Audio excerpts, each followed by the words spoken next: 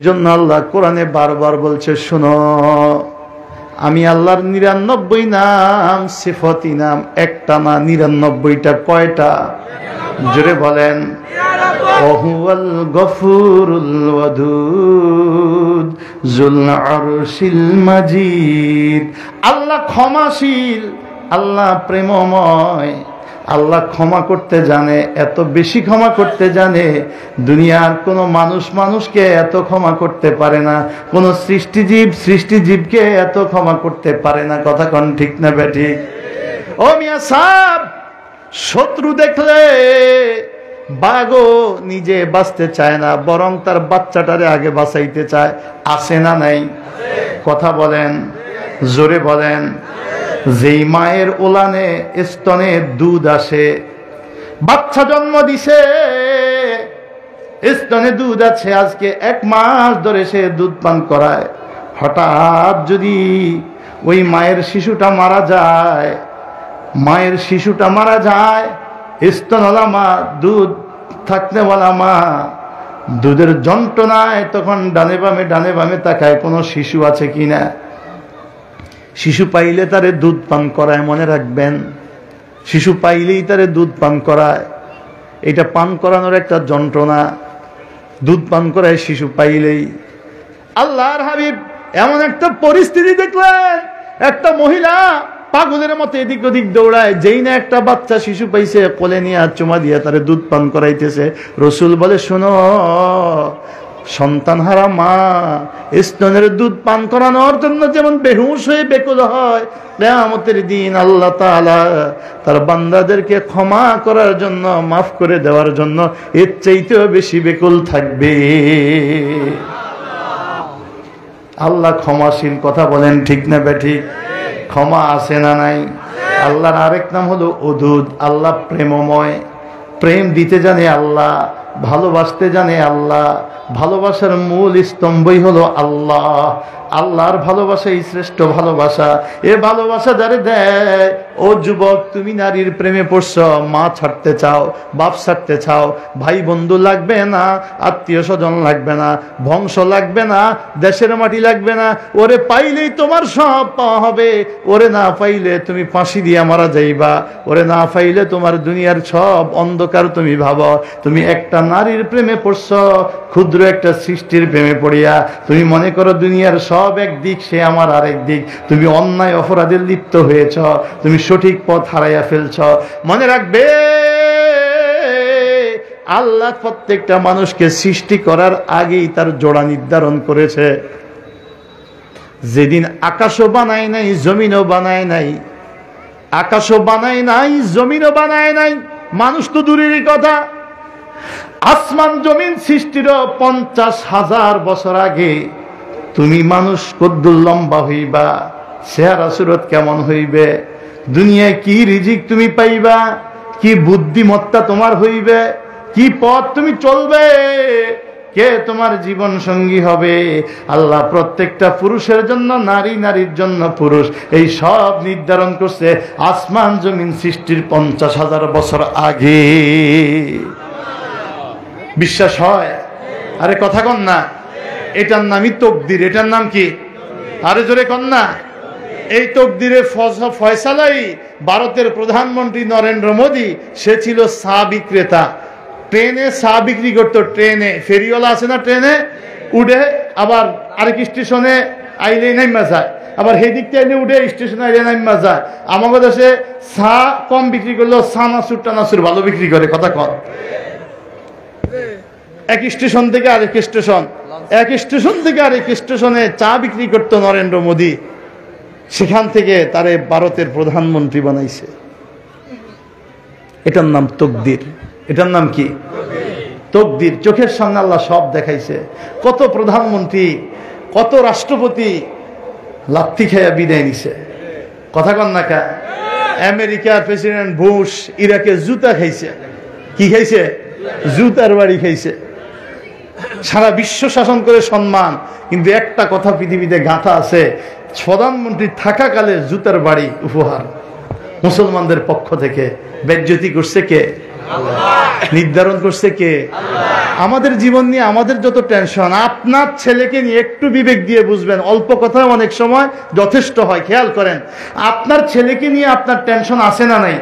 সে কি করে মানুষ হবে, কি করে ভালো পড়াশোনা করবে, কি করে ভবিষ্যৎটা তার ভালো হবে, কোন জায়গায় বিয়ে করালে তার জন্য একটু ভালো হয়, কিভাবে তার বাড়িটা করে দিলে ভালো হয়।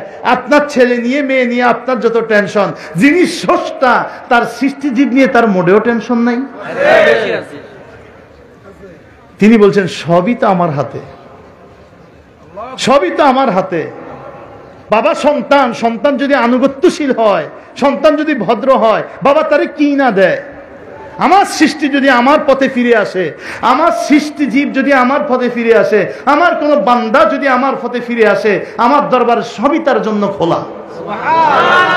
পৃথিবীর শ্রেষ্ঠ পাপী আল্লাহ তারে শ্রেষ্ঠ ওলি বানাইছে, এমন নজির আছে না নাই? আল্লাহ এত ভালোবাসে, শোনো ভালো কইরা শুনে নেন।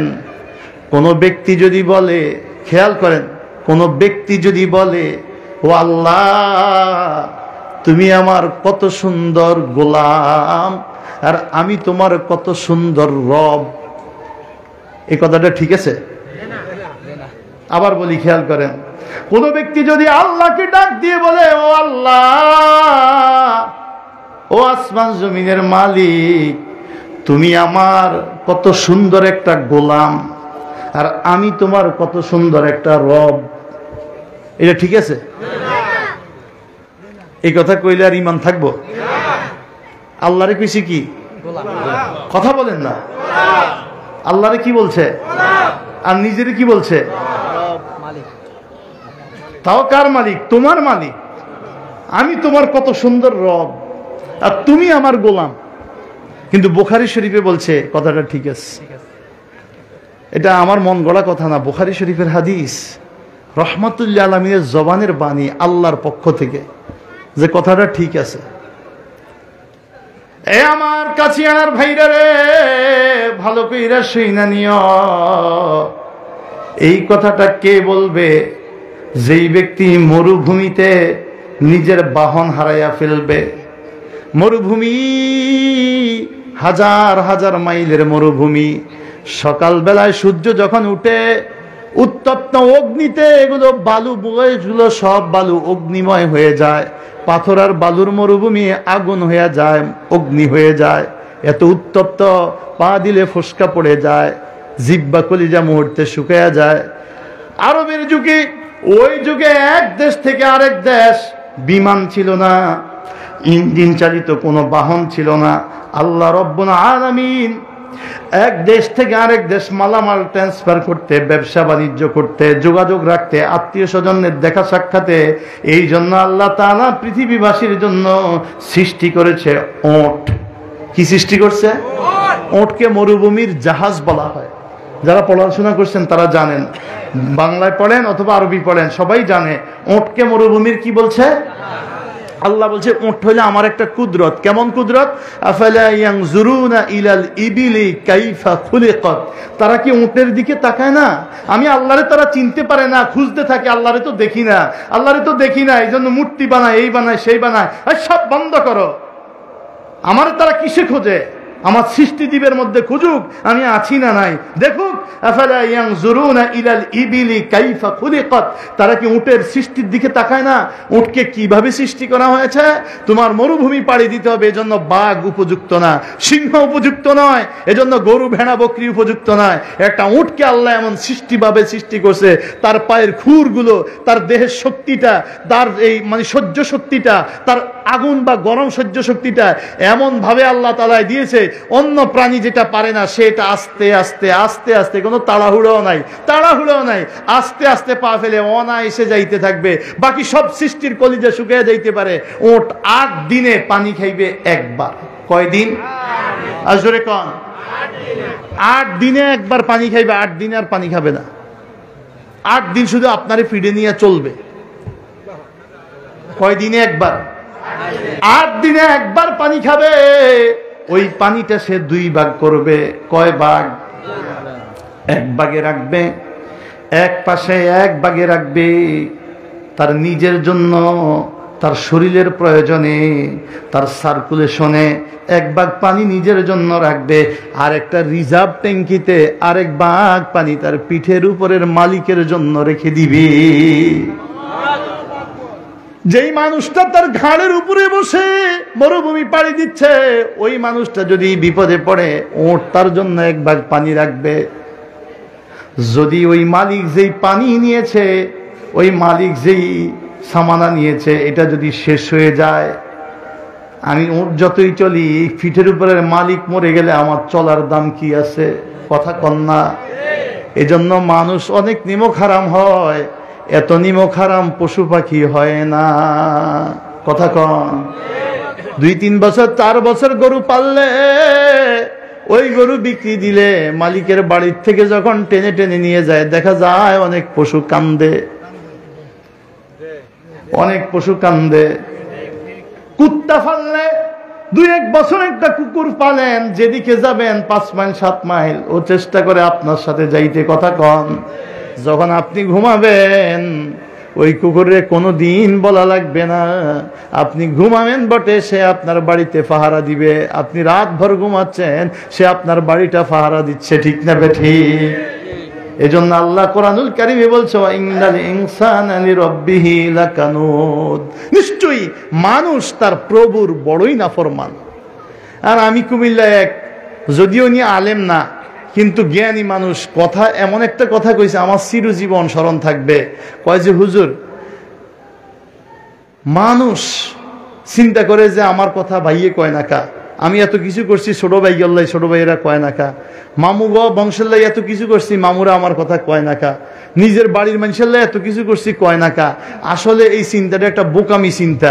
কারণ যেই আল্লাহ মানুষরে এত কিছু দিছে, এত কিছু দিছে, মানুষ যা পাইছে সব আল্লাহ দিছে, যে আল্লাহ এত কিছু দিছে, মানুষ এই আল্লাহরে তো কৃতজ্ঞ হইতে পারে না।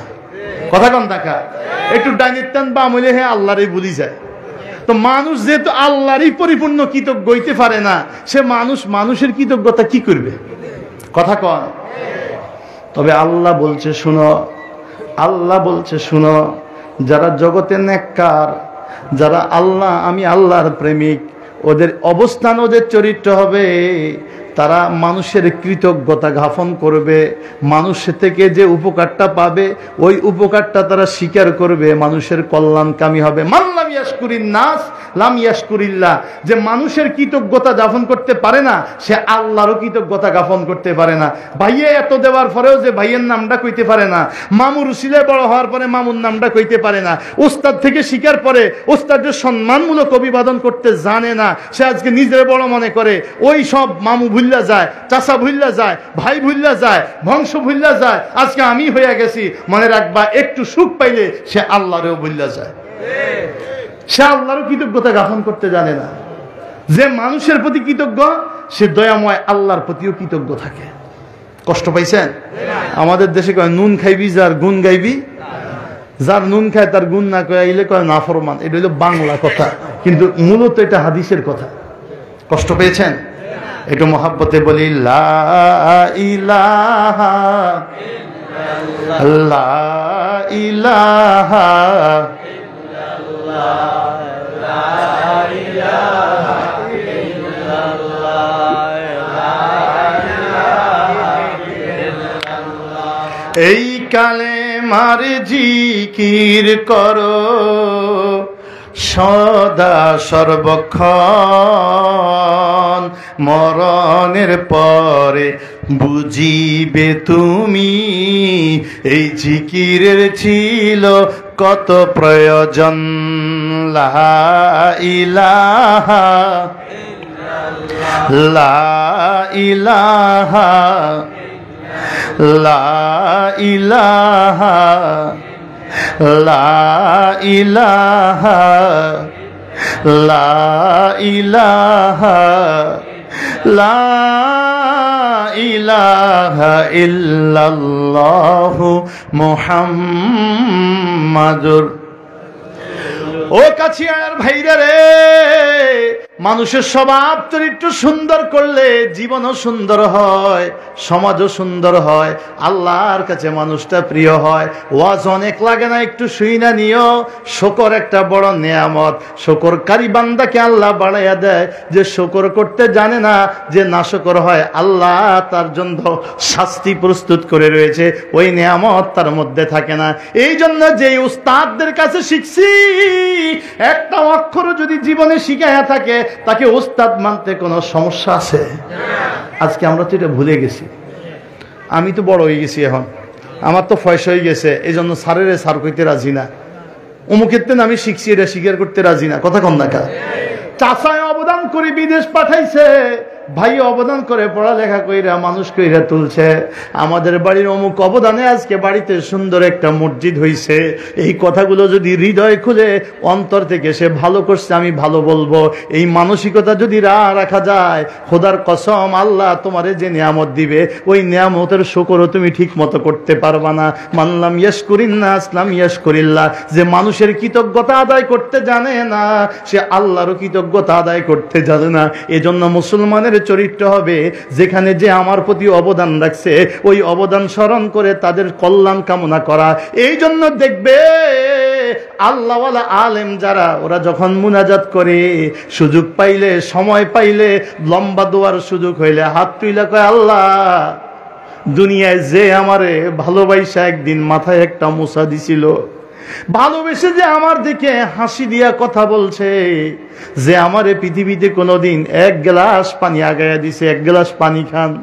আলেম হইছি, কোরআনের দাওয়াত নিয়ে গোটা বিশ্বময়, গোটা দেশময়, গোটা অঞ্চলময় ছড়াই। কেউ আমাদেরকে ভালোবেসে নাজাতের আশা করে বলে, হুজুরের মেহমানদারি আমার ঘরে। বলে কি বলে না? মাহফিল হবে, হুজুরের মেহমানদারি আমার ঘরে। বাড়িতে মিলাদ হবে, কই হুজুরের খরচটা আমি করব। এইটা কেন বলছে? অথচ হুজুরের সাথে তার পরিচয় নাই, চিনাও নাই, জানাও নাই। ও আশা করছে কিয়ামতের কঠিন ময়দানে আল্লাহ যখন নাজাতের ওসিলা খুঁজবে, কোন আল্লাহওয়ালা আলেমের সাথে যদি একটু মহাব্বত রাখা যায়, ওই ওসিলায় হয়তো আমাকে আল্লাহ একটা নিয়ামত দিবে, আমারে মাফ করে দিবে, অথবা দুনিয়ায় আমার বিপদ আপদ দূর করে দিবে, অথবা আখিরাতের কোনো মুসিবত থেকে হেফাজত করবে। এই জন্য বলে, আমার নিজের হালাল অর্থ যেটা আমি অন্যকে দেই না, অন্যর জন্য করি না, আলেম পাইলে কয় ওই খরচটা আমি করব। মসজিদে একটা মিম্বার লাগে, আমি দিয়া দিব। বলে কি বলে না? এজন্য দেখবেন, আমি দেখছি বহু আলেমরা, বহু ওলি আল্লাহরা দোয়া করে, আল্লাহ দুনিয়ায় যে যেখানে এক গ্লাস পানি আগায়া দিয়েছে, সাদর করে এক কাপ চা বলছে, এক লোকমা খাবার আমাদের মুখে দিয়েছে, আপনি কাছে হাত তুললাম, ওই মানুষগুলোরও ভুল ত্রুটি মাফ করে কবর জগতে তাদের শান্তিতে রাখিও।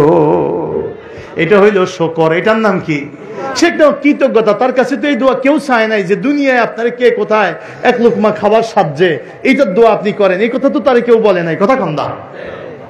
আমাদের দেশের অনেকেই মনে করি দোয়া শুধু চাইলেই পাওয়া যায়। হুজুর আমার জন্য দোয়া করিয়েন, হুজুর আমার জন্য দোয়া করিয়েন, দেখা হইলে হুজুর দোয়া করিয়েন। ওরে মিয়া, হুজুরে দেখে তুমি নামাজের সময় নামাজে ঠিক মতো যাও না, তুমি বিড়ি টানো, তুমি গাঞ্জা টানো, হুজুরের কাছে রিপোর্ট আসে তুমি নারীবাজি করো, হুজুরের কাছে রিপোর্ট আসে তুমি সুদের লেনদেন করো। মনে রাখবা, তুমি যেই হুজুরের কাছে দোয়া চাও, ওই হুজুর যদি ঠিকই আল্লাহওয়ালা হইয়া থাকে, ওনার ধৈর্য শক্তি থাকবে বেশি, উনি বলবে কম, দেখবে অনেক বেশি, বুঝবে বেশি, মুখ থাকবে মানে শক্ত পাতলা না, উনি বলবে কম। তুমি যতটা অন্যায় করবা, প্রত্যেকটা অন্যায় শোনার পরে যদি হুজুর আল্লাহওয়ালা হইয়া থাকে, অন্তরে এক একটা তীরের মতো ব্যথা সে পাবে, তীরের মতো ব্যথা পাবে। আল্লাহওয়ালারা পাপ দেখলে ব্যথা পায়। এই জন্য দেখবা আমাদের দেশের বহু মহিলা আছে, তারা যখন রাস্তা দিয়া চলে, সুদখোর, গাঞ্জাখোর, দোকানদার, সাধারণ মানুষ সবাই সাথেই সে চুল ছাইড়া বুক ছাইড়া হাঁটতেছে, হাসি মুসি কথা বলতেছে, শাসি ভাবি কইয়া ডাকাডাকি শুরু হয়েছে, কথা বলতেছে। কোন হুজুর যদি দেখে আল্লাহওয়ালা, ও যদি মনে করে ওই মহিলা যে হুজুর আল্লাহওয়ালা, সাথে সাথে সে নিজেকে আবৃত করে, মাথার উপরে কাপড় দেয়, সাইডে সইরা যাইতে চেষ্টা করে। কথা কোন ঠিক না বেঠি? কারণ কি? হুজুরের চরিত্র খারাপ। এলাই হুজুরের তে সাবধান। বাকি যা দেখছে সবাই চরিত্র ভালো। কি কন? বাজারে যা আসে সবাই লগে সে হাসি খুশি, দোকান ফাটে।